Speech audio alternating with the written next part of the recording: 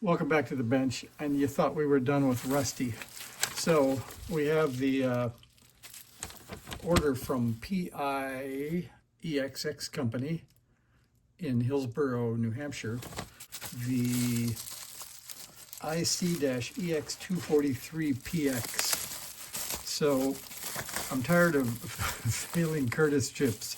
So here's the new keyer for Rusty. I don't know if you guys remember the saga of the pacesetter keyer and then some other eBay orders, and things didn't go really well. And I'm pretty tired of this mess in the back of Rusty. So you can see there's a guitar cord back here to get the keyer in, and that took a whole bunch of space. I also have the serial adapter to make it computer controlled. We'll take those things out for now. So they're going to tell me remove the top cover. Okay, with speaker. All right. So if you remember, it fits under the speaker hole, but I forgot, and I guess that would be the clue. There's the speaker hole. So let's see how quickly we can get these off without making it too bold. Kind of slow. I should get out to the drill maybe, but we'll skip the drill for now. And we do have the bucket for the screws, so we get them all back in. And the options for this keyer, you can either jumper it to pick the keying mode and a few options like weight, or you can leave it, and they have a programmable via the key option. So we're going to leave it programmable. I think that gets the cover off, but it doesn't open the radio. So we'll hide the cover back here.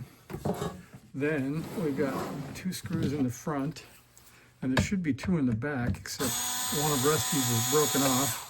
So we get these 2, and then 1 more in the back, and that will allow us to get to the area under the speaker. I could admit that early on I thought this was hinged, and I was lifting it up, and it turns out I was just bending these 2 tabs on the back. So I might be the cause. We'll pull it off. I might be the cause of one of the broken screws, but we won't talk about that. Okay, that allows us to lift the PA up like that. So the short one is J3. I'm pulling that off. That's this wide one. So we'll back up here so you guys can see. So there's our 3 mounting holes. And I think in the little bag are the 3 screws, which is a bonus because you wouldn't want to have to find those. And I think I can only get the screwdriver in, even at that, only in the front hole. But we did get 1 in there.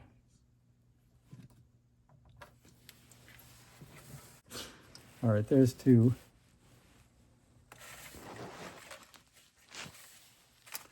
There's number 3. And then one of the cables that we're going to connect up hangs loose inside of the 735, and I think the other one is connected into the board. So we have to pull one off the main board and then use the other loose one. And the unique thing they say about this keyer is that it doesn't have the keys, so that you get the cables in the right place. So they say that we want to take out P27 from J23. So let's tip this around to see if we can find it.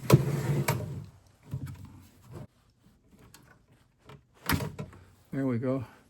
All right, there's our 2 cables. So it says the 4-pin connector P28 from the PL board onto J2. And I'll show you J2 over here. All right, so there's 28, and it's going to go on the 4-pin. And they tell me, make sure the connector is oriented with the visible pin side, and that would be these little shiny dots. So we're going to put that in here. And here is 27. And 27 is going to go in number 3. We can zoom back. So I think that gets us close. Now we have to do is put back over there so you can see it. We got to put J, I think it's 3 back. Okay, J3 is back in and seated all the way. So I think we can tuck those cables in and give this a try. Now we'll put our 3 screws back.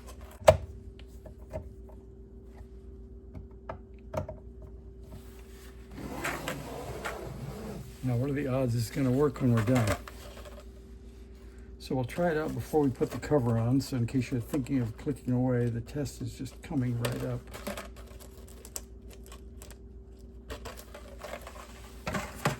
So I'd say offhand, I needed one more. I needed a practice run. I didn't do any practice runs on this. So I guess you got the first time out experience.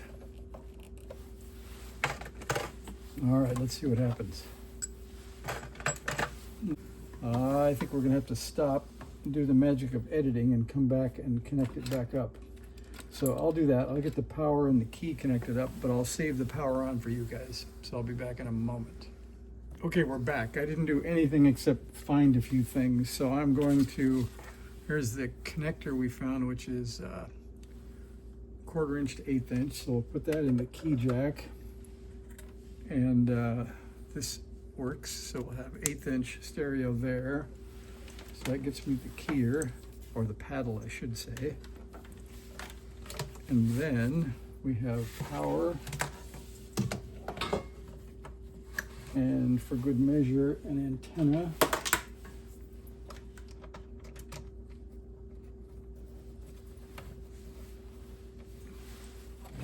And I'll put Rusty's bail down. Then, let's see, we'll get on the right antenna switch. And we'll start on the dummy load. All right, we're powering up. Rusty's up. And just for the fun of it, we'll go back down to 40 meters. All right, let's see. So we have electronic key or manual. We're gonna push that in. And I believe that should be speed. Look at that.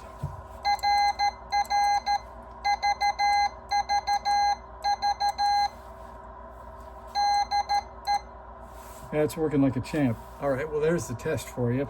We'll have to turn on Vox to get it to key, but I guess we'll do that once for you.